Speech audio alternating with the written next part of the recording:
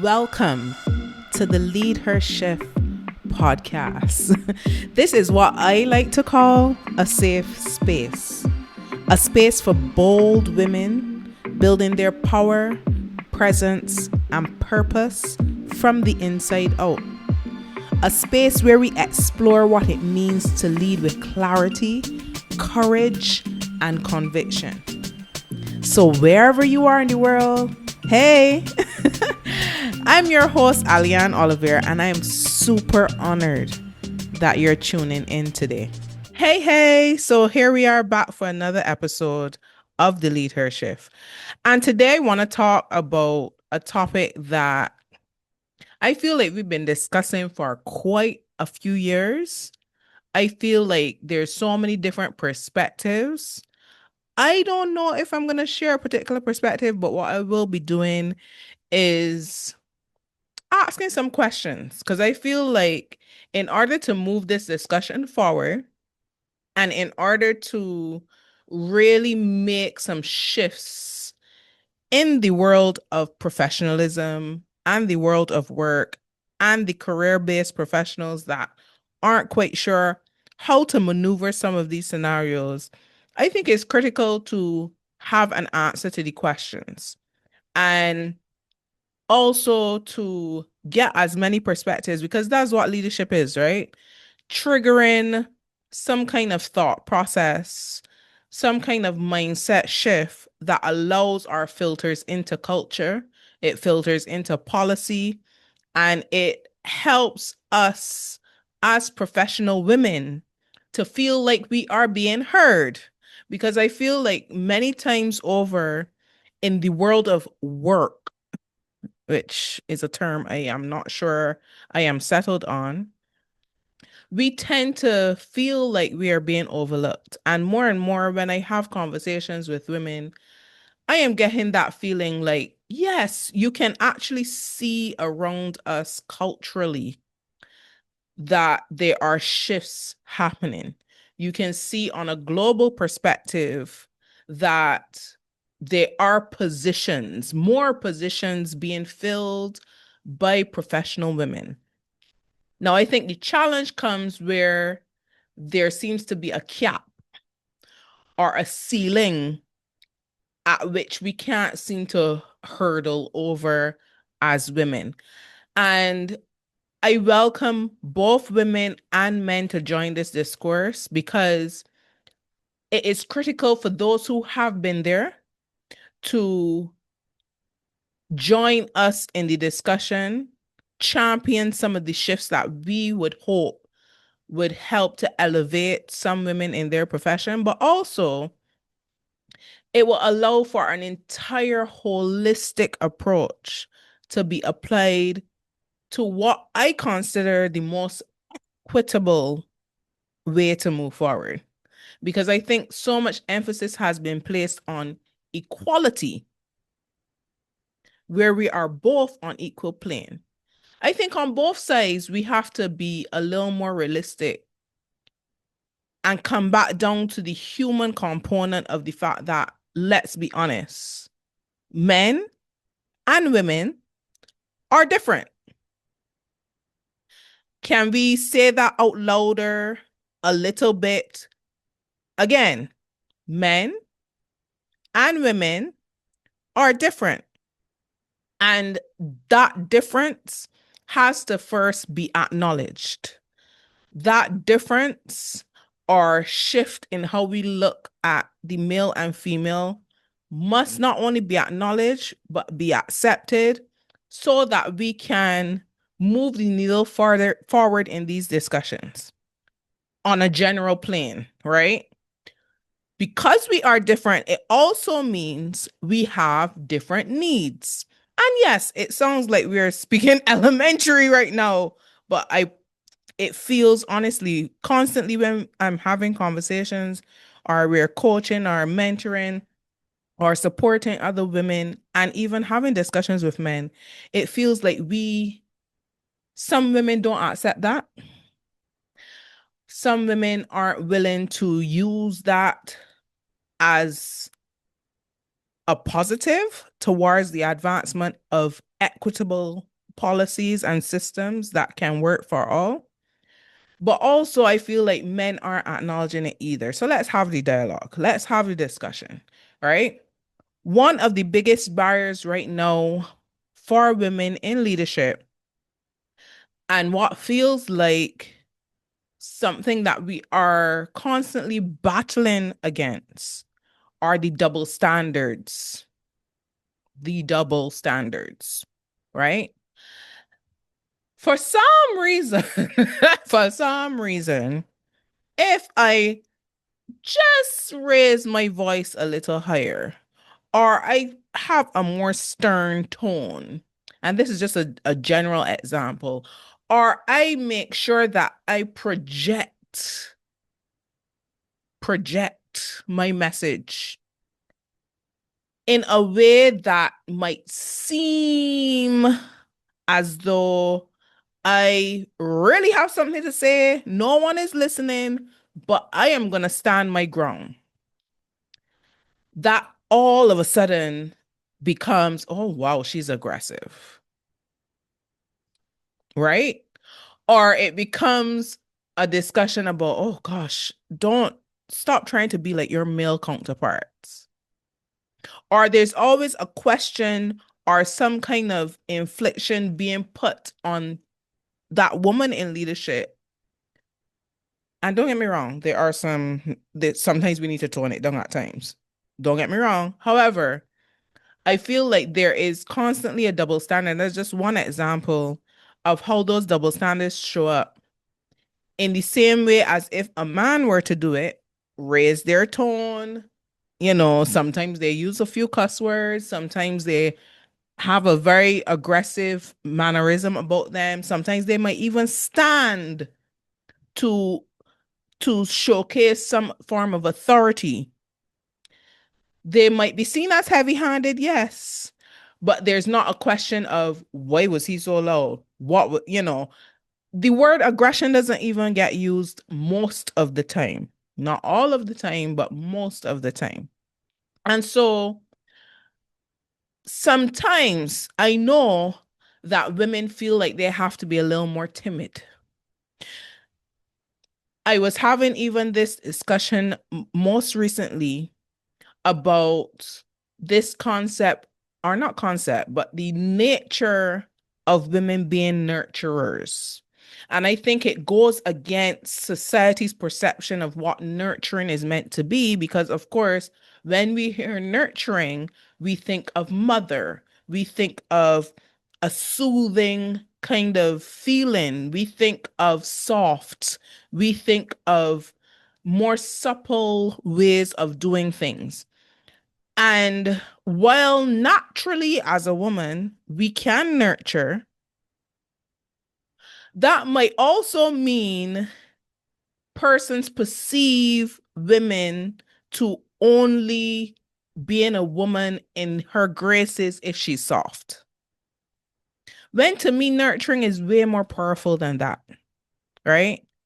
And sometimes it requires more strength and more directness and more capacity to put in line what needs to be put in line.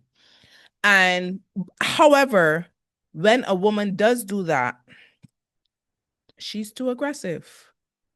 She's too bossy, and you start to label or put these things on that woman in leadership, as opposed to saying, whoa, she's a pretty strong minded individual. Like, she knows exactly what she needs to say. And that's where the double standard comes, because you could see the same behavioral patterns from a male and those labels are not put. But on top of that, and this is, I think, the other tone to that, I also don't think it is on us to do that much changing, right? Because we tend to shape shift a lot to fit in and to be taken seriously in our leadership roles.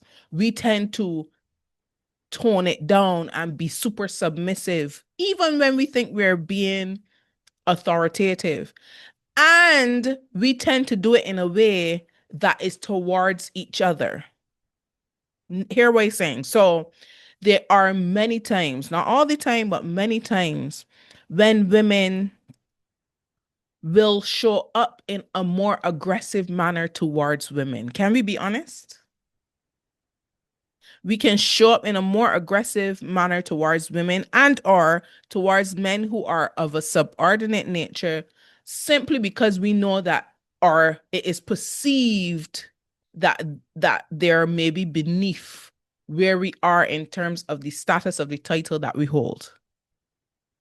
But then when we get into spaces where they're more C-suite male members or their higher ranking members, we tend to submit. We tend to reduce that quote unquote aggression so that we aren't seen as aggressive and so that we fit in. We get those opportunities. We get those places at the table, those seats that we have been fighting to get. And so we have to acknowledge, as a society, as a community, as a world, that women want to work and they work well and they want to lead and they lead well. But we are not yet acknowledging that women may lead differently. And we are not yet accepting that that leadership in a different manner is okay.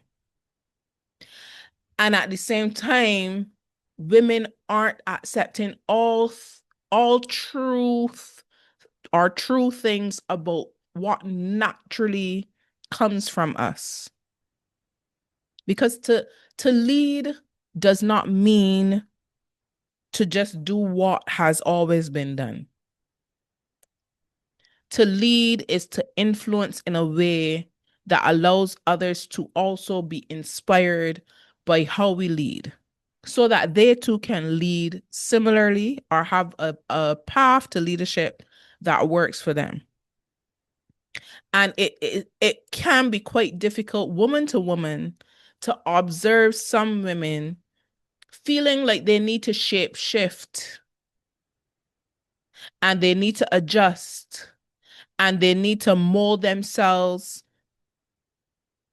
in some male dominant patterns in order to be taken seriously. And sometimes the culture in which they're working, they may feel that way, or the industry in which they're working, they may feel that way. That's the truth. We may feel as though we don't have a choice.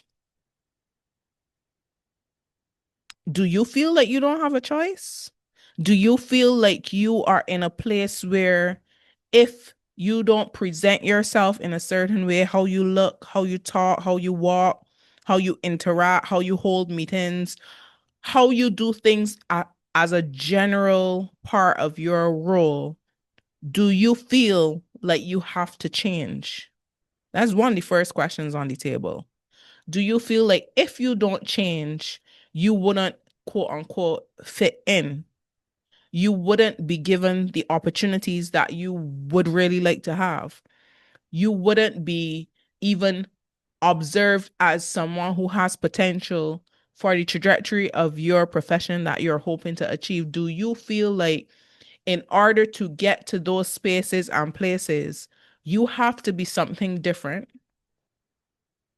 and you have to adjust? And the other question on the table is, do you want to? Because you might feel like this is what you have to do, but do you actually want to do it? What will you look back on your life and your career saying or thinking? So while there is a double standard and we cannot acknowledge it based on some of the things we might see in plain sight, there are also others that are a little more subdued, so we can't see them or we don't see them that often. But if we were to start acknowledging the double standard, that's one thing. But Are we willing to not accept? Are we willing to stop shape shifting? Are we willing to say, well, actually, I'm just going to be me? I guess that would require you knowing who me is, which is probably another conversation for another day.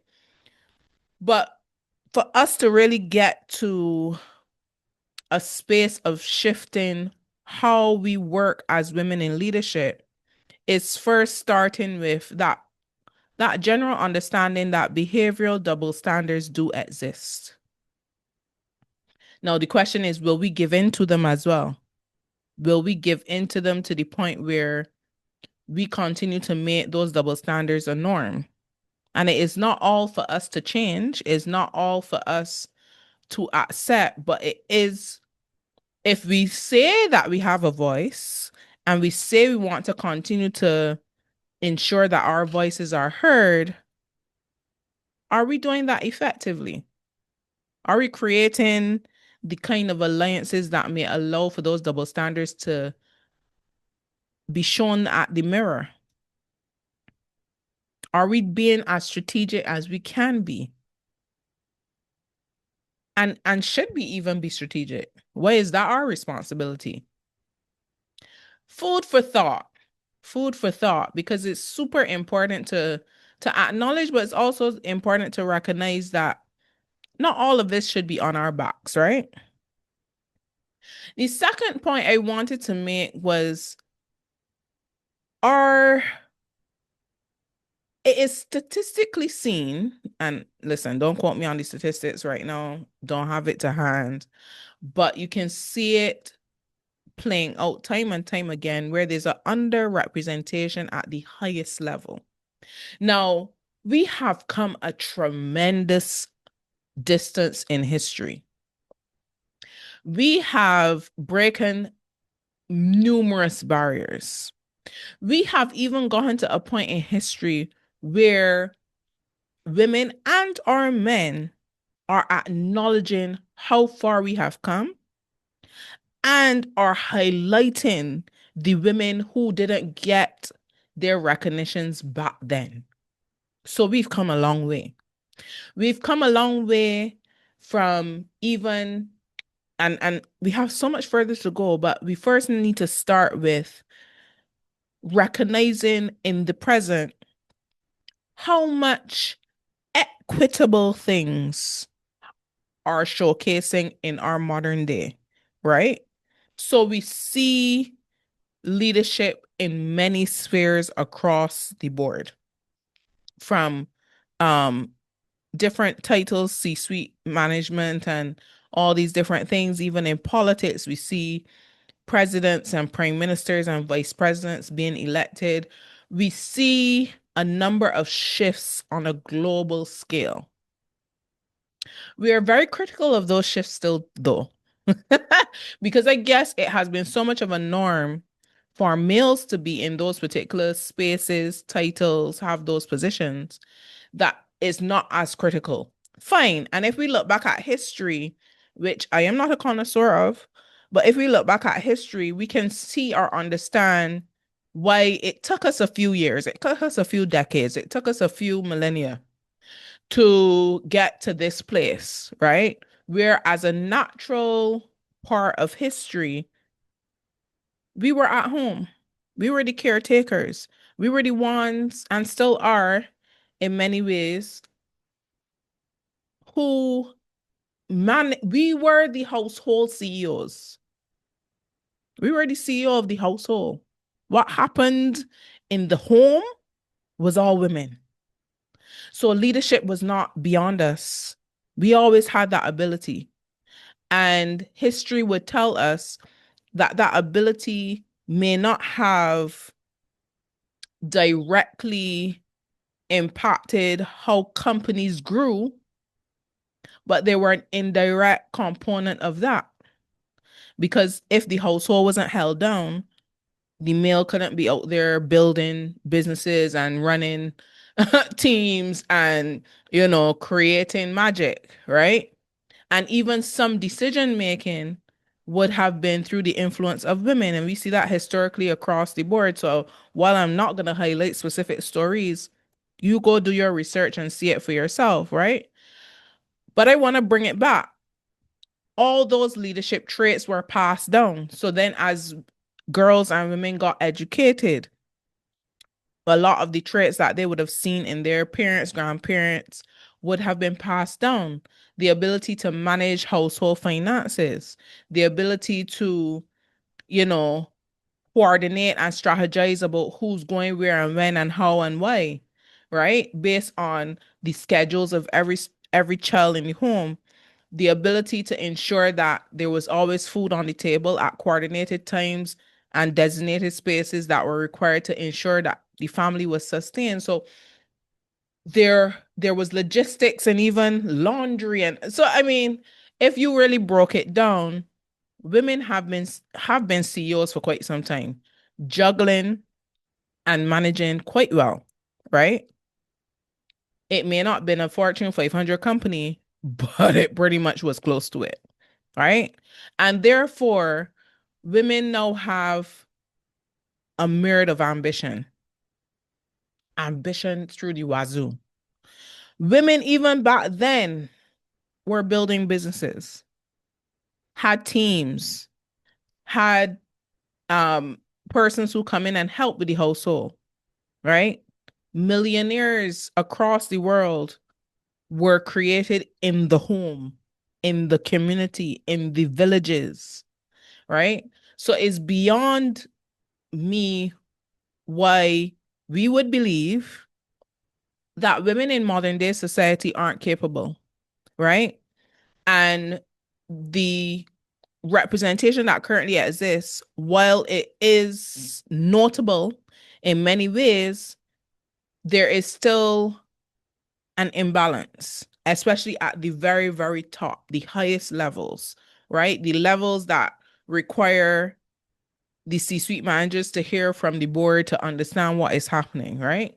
There's still an underrepresentation. However, I do also believe, again, in equity versus equality, right? Because you got to be capable. And capacity for leadership does not mean capacity for every role. Let's be honest. If you match up, and is this tricky conversation? I'm always playing in my head because it's one of those things where it's like, okay, you could match up CVs, you could match up resumes and the experience and the history of a male versus female in a particular role. And in some instances, it might almost look like they are each other's equals and is really about choosing one over the other or whatever. But it's funny because we are also living in a world where if everything on the description of the job isn't perfectly on this female's resume, she won't apply anyway. So then that's another conversation in itself. Like we, in many ways, so we got to balance the discussion by recognizing that we don't always put ourselves out there. What stops that? Maybe that might be an internal mindset. Maybe that might be a strategy. I don't know. All right. And it will come to my third point shortly. But there are times when we block our own blessings. There are times when we don't put our hat in the ring in order to create that form of equity, to allow for us to even have a chance to having a seat at the table. And then sometimes I have the thought like, do I even want a seat at the table? Why not create my own table? Heck, I don't work well at a table. Why not just create the chair that makes me most comfortable?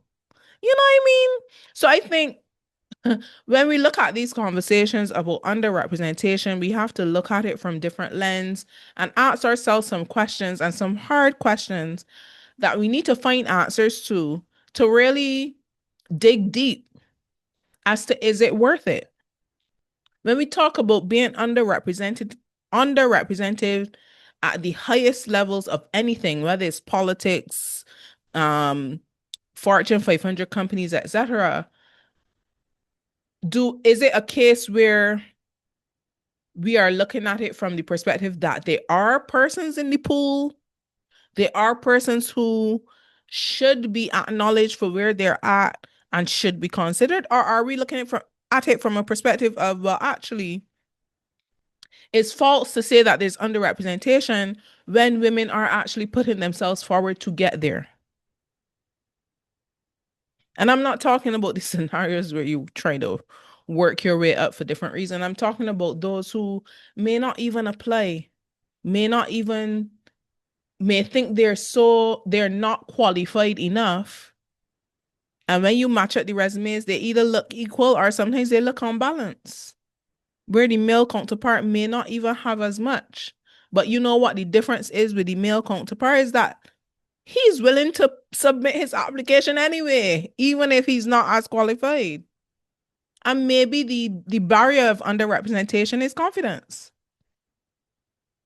The ability to do out of fear anyway. Maybe it's the discipline to put yourself forward anyway. Like, why stop yourself? And so, and I and it, again, my third point will kind of compound this point. Number three to the underrepresentation for me is that we have some serious, unrecognized, unacknowledged systemic barriers across the board and across the world, right? Now, it's I was watching this series just recently. I think it's called, when I recall it, I'll let you know. Um, but let me see if I can find the name quickly. Because it's a series that has really been putting some things to the fore in my mind, right? It's called The Diplomat. And in that series, there was one scene that stood out to me where there were these diplomats in a room, all male, and it was this big clunky table with different chairs around, right? And this is how this setup has been for eons, for decades, because guess what? Only males have been in the room. Only males have been delegated to being those type of diplomats that were in that room. And for century after century, they have been all males around the table. And in this one scene, there was one woman, petite, short, comparative to her male counterparts. And so when she sat in the chair, she was quite uncomfortable because she wasn't close to the desk and she was constantly pushing it forward.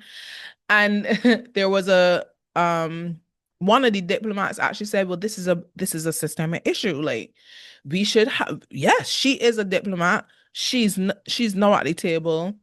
She should have a different type of chair. And there was no consideration. And then she was like, trying to play off, knowing she was still uncomfortable. But then she was given cushions and different things to raise her stature so that she could actually be at the table and feel equitably to be there. Now, I say that to say this. That was a systemic barrier, right? As simple as that sounds, no one considered, and that's just a TV scene, but even because it's a TV scene, you know that it happens in real life. We know that it happens in real life, right? No one considered, now she's been a diplomat high in the ranks in that position for a few months. We know we're having this meeting. This meeting isn't spontaneous. This meeting is coordinated. This meeting was on the books. This meeting was happening, right? But yet no one considered her stature, considered um her comfort. Everyone else was comfortable because this is something they're used to.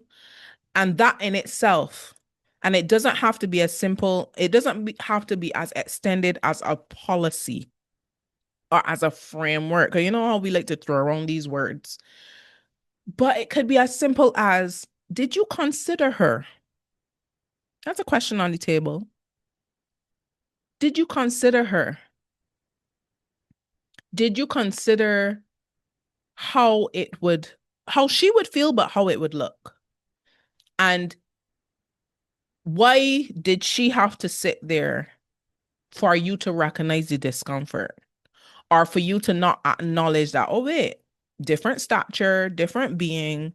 Let's maybe accommodate and see what works. You may not have all the answers in the moment, but that in itself is a barrier that we tend not to, maybe we don't want to shift it. I don't know.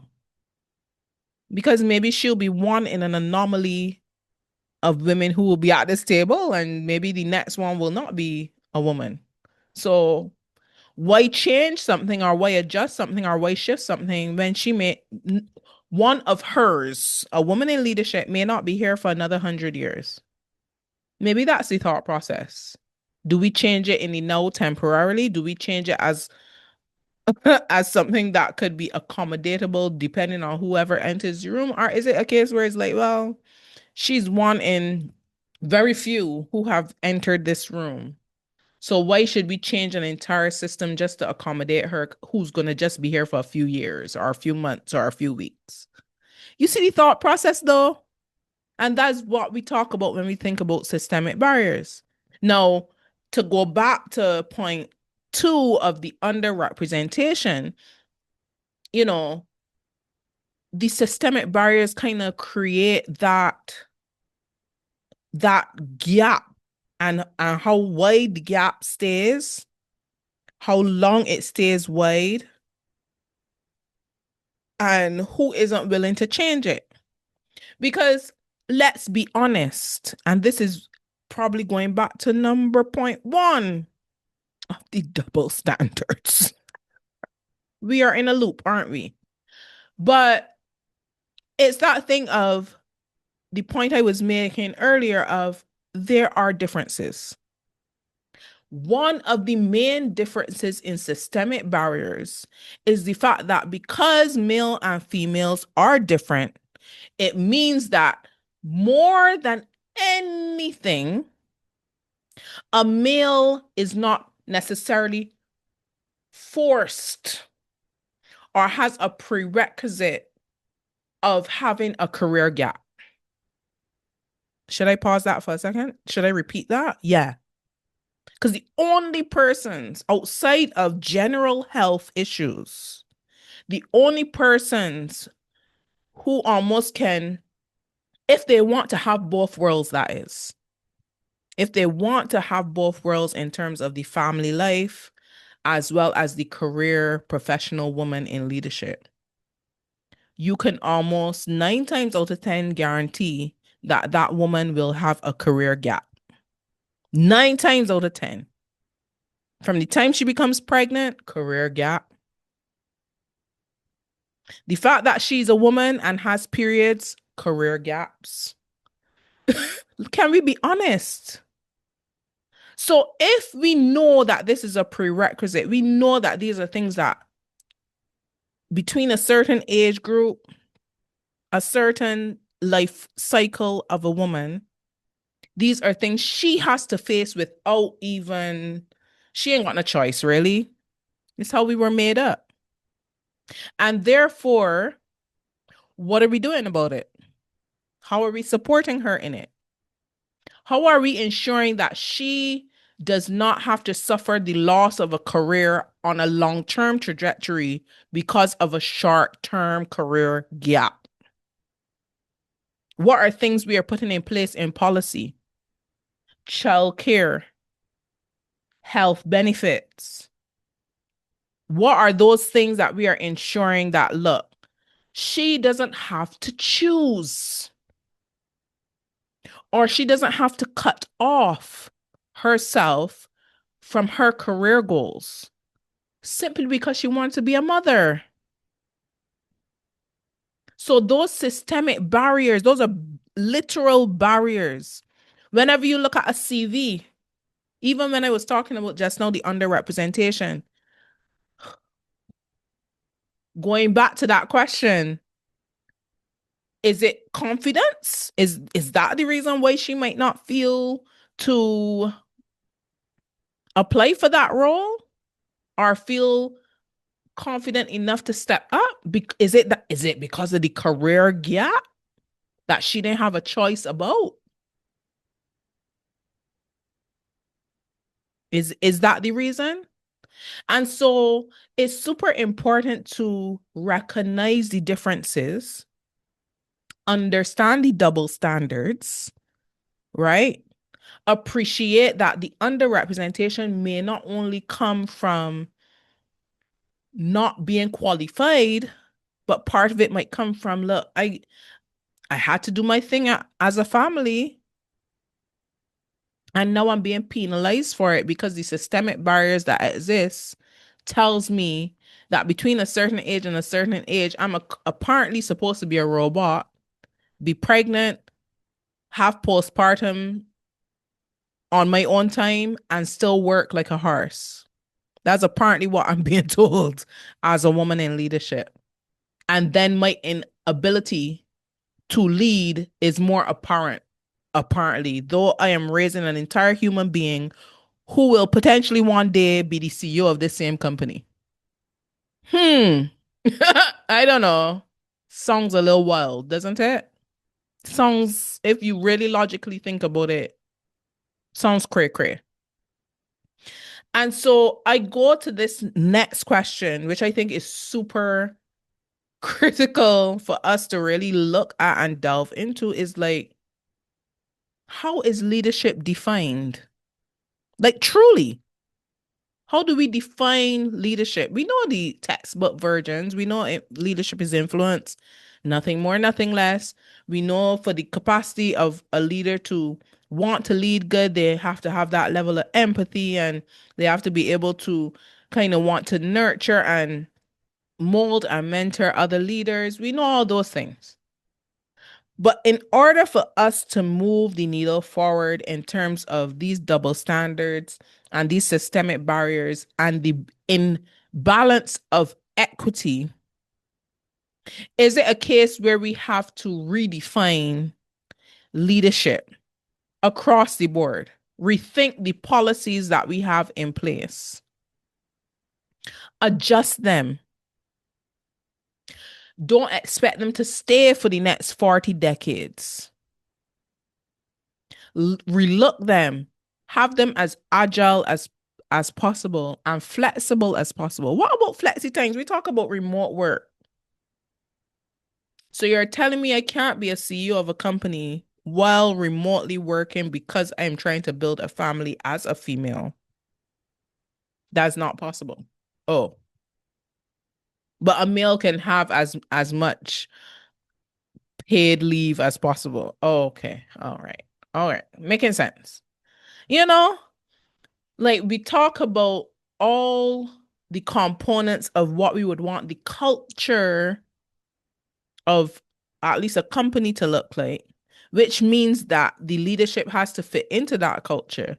But yet we're not willing to address some of the policies that will help to mold and create the flexibility and support that's needed for leadership,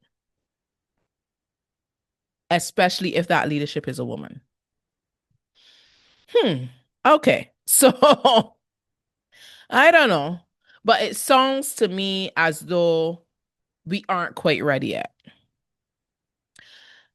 And maybe in the heart of things, we are. Maybe at the depth of wanting the world to be a better place, which I hope we all want, because we all live here and we are all thriving here. And it could also be the place where we all have a demise here. So I would hope that we all want it to be a better place. But in that hope, is that hope enough?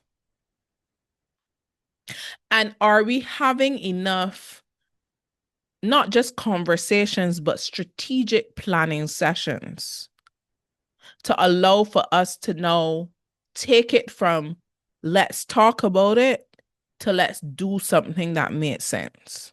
At least make sense for right now. And not have the old system of thinking that what we are creating now is for the next 40, 50 years. Let's be realistic and let's be honest. That's not happening. Things will change in the next 20 years.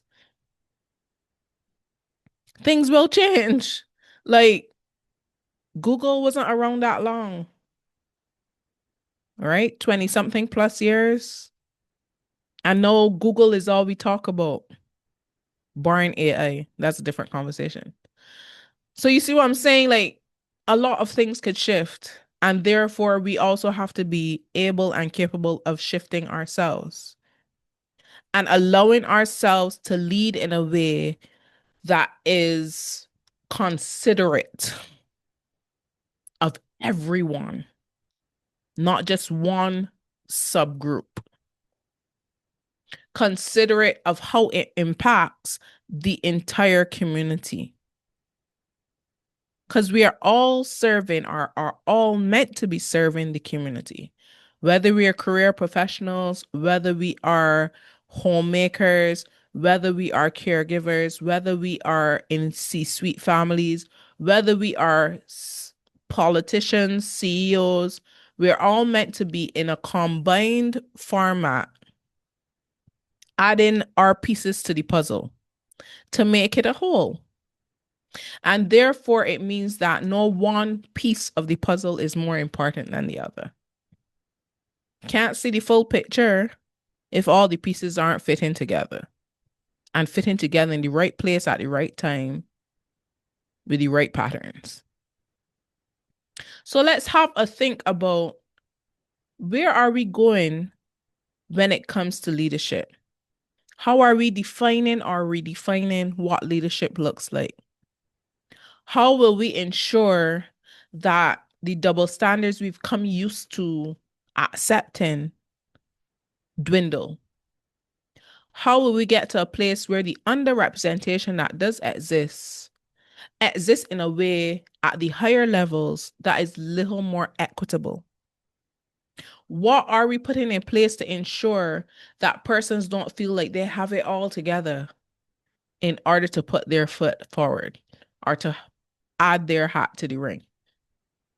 And what are the systemic barriers we are willing to truly dismantle that we can all exist in a fair and equitable world? I don't know, some food for thought here. And I know there's way more discussion points that I'm always open for good dialogue on. And I think it's an important discussion to be had because we as women bring life, we nurture life, and we can equally, in any space, help to influence in the way that builds good partnerships, good profits, good progress, right? And so don't overlook us, but also recognize that we have our unique traits to be considered. And I feel like for that, we have to acknowledge also that men have their own unique traits that we too need to consider, even as we lead them. And we'll be okay. But until we start to really acknowledge, and until we start to really accept, and until we start to want to adjust based on all the variables we have in play, progress will be much slower than it is now. So thank you so much for tuning in. And until next time, I hope we could have an even deeper conversation about what are some things we can do to ensure that leadership is for all of us. Now, if this episode spoke to you, share it. Don't keep it a secret. Don't gatekeep. Send it to that woman who you know needs to hear. You are not alone. And your leadership still matters. I'll repeat that. You are not alone. And your leadership matters. And Wherever you listen, please subscribe to the LeadHer Shift Podcast or head on over to our website, theleadhershift.com, to connect with us there. This movement is about more than just leadership. It's about building something better. I'd love to hear your story because your voice matters, because the world is ready for your authority. The question is, are you?